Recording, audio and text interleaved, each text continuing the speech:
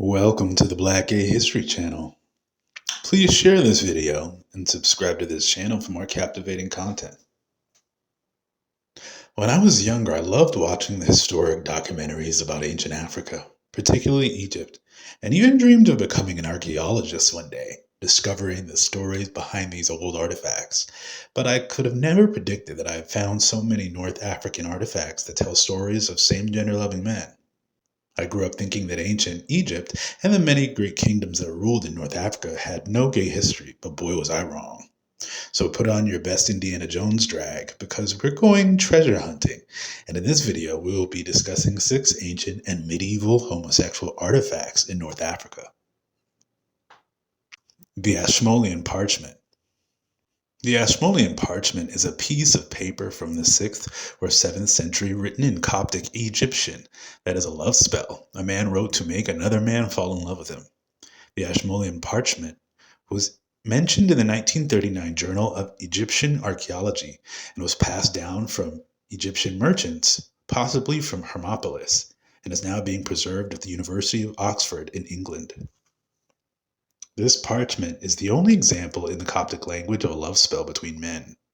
The parchment clearly states an incantation in Coptic by a man named Apollo, the son of Noah, that wishes to summon the presence of a lover, another man named Phelo, the son of Mar. The point of the spell is to leave Phelo, the son of Mar, so distressed that he must submit to Apollo's desires in order to find relief. What's even more phenomenal is that the spell has been clearly translated through the introduction of magical words. The intention is clear, stating, I adjure you by powers in your phylacteries, and the places upon which you dwell in your names, in the way that I will take you and place you at the door and the path of Phelo, the son of Mar. You will take his heart, his mind. You will master his whole body. If he stands, you will not let him stand. If he sits, you will not let him sit. If he sleeps, you will not let him sleep. He will seek after me from village to village, from city to city, from field to field, from land to land, until he comes to me and he subjects himself beneath my feet, me, Apollo, the son of Noah. His hands filled with all good things, until I fulfill with him the desire of my heart and the request of my soul in a good desire and an unbreakable affection. Now, quickly, do my work. End quote. Egyptian Coptics at this time were mostly Christian, and Apollo, calling on Sabaoth for his power in this spell is very telling because the word Sabaoth is a term found in the Bible's Old Testament that refers to God and other mystical powers. Zeus and Ganymede's mosaic in Libya. One little piece of ancient artwork found in the North African city of Susa in Libya tells a gay love story. The mosaic of Zeus and Ganymede was likely created and displayed in the days of the Roman occupation in North Africa, which was between 146 BC to 672 AD. This Libyan and Roman mosaic would have likely been displayed on a large floor or wall in a home or building, and the story of Ganymede and Zeus would have been retold in local theaters and other venues. Even the posture of the eagle behind and on top of Ganymede is suggestive. Throughout Roman antiquity, Greek and Roman writers have retold the story of the mighty king of the Greek gods, Zeus, abducting a young lover, Ganymede, and bringing him to Mount Olympus to be his cupbearer and lover. Ganymede is first mentioned in the famous Homer's Iliad in the 8th century and was said to be born most fairest among mortal men. Ganymede was a young ox herder from a humble peasant background, and because of his famous beauty, Zeus himself heard of his beauty and planned to take him to the heavens amongst the gods on Mount Olympus. Zeus either transformed into or sent an heavenly eagle to take the beautiful Ganymede up to Mount Olympus and offer him the role of the heavenly cupbearer. Ganymede would pour the holy nectar from the golden bowl for Zeus and the other gods, and many Roman writers made it clear that he would also be Zeus's lover as well.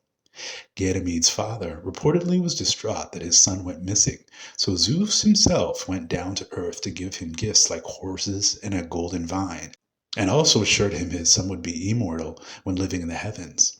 What's also epic is that Ganymede must have been really special because scholars believe he is the only one of Zeus's affairs who got to live with him on Mount Olympus. And of course, the queen of the heavens, Hera, Zeus' wife, was jealous of Ganymede, which is what she's renowned for in many stories of Zeus and his love affairs. The Encyclopedia of Pleasure and the Promenade of Hearts. The Jawami al-Adara, or Encyclopedia of Pleasure in English, is a medieval book that was compiled collection of writings by several Arabic authors in the 10th century. One of the most prominent writers in this collection of stories is the gay Iranian historic icon Abu Nuwas, who is considered the father of erotic Arabic poetry. This author being a prominent writer in the Arabic Encyclopedia of Pleasure is so important because Nuwas is best known for his wine poetry and Diwan, the name for his collected volume of poetry that explored religion, pleasure, and homoeroticism. There are numerous stories in the encyclopedia about famous lesbian women of the time, like the Muslim lesbian Al-Zarqa and her love for the Christian woman Hind bint al-Numan, who was the daughter of the last Lakhmid king of the Hira in the 7th century. When Hind bint al-Qus al-Liadiyah died, her faithful lover cropped her hair, wore black clothes, rejected worldly pleasures, and vowed to God that she would lead an ascetic life until she passed away. She even built a monastery to commemorate her lover. It is now difficult to find, and most extant copies are missing chapters that deal with male homosexuality. There's actually another collection of homosexual Arabic stories from North Africa entitled The Promenade of Hearts, published by Algerian writer Ahmad al-Tifashi in the 1200s, 800 years ago, and roughly 200 years after the Encyclopedia of Pleasure. The reason why these two collections of gay stories are black gay history is because these collections and stories were published and circulated throughout North Africa. The encyclopedia was distributed throughout much of the Muslim world, including Cairo and Egypt. The author of The Promenade of Hearts, Ahmad al-Tifashi, was born in Ifriqiya, a country and territory that no longer exists but is now in modern-day Algeria, and he would eventually pass away in Cairo, Egypt. The gay inscription at the Egyptian grave Sheikh Fadal.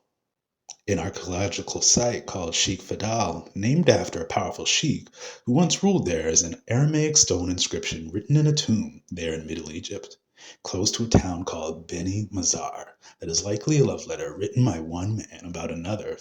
This area has many notable historic and ancient cemeteries and old stone inscriptions, including this one. The quote, "I cannot abandon him. I shall rest with him.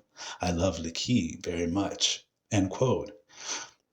This man who had this written in stone in the cemetery very well may be laying next to his lover in the tomb, especially considering this phrase is written in the tomb on the site.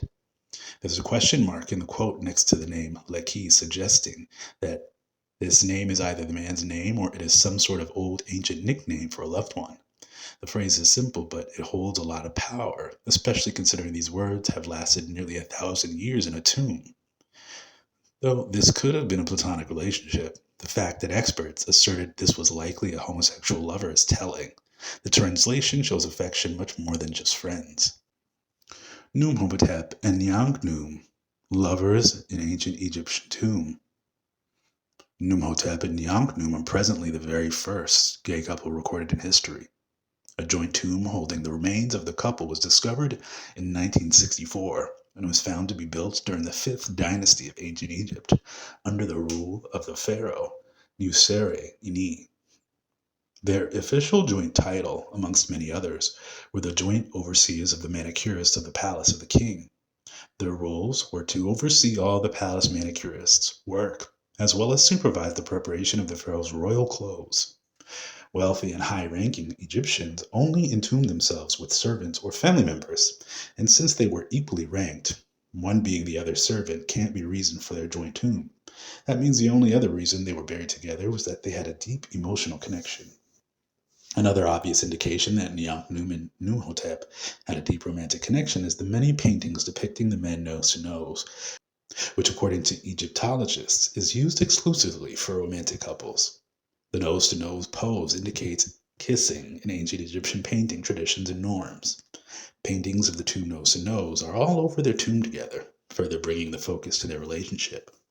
There are also numerous paintings depicting the lovers holding hands in different settings. One painting depicts the couple holding hands while observing their subordinates at work, showing them relaxed and smiling. Besides all of that, some historians also point out that in some paintings Numoteep is depicted alongside Nyangnum, sniffing a lotus flower, which in ancient Egyptian paintings is considered an effeminate depiction, usually reserved for women.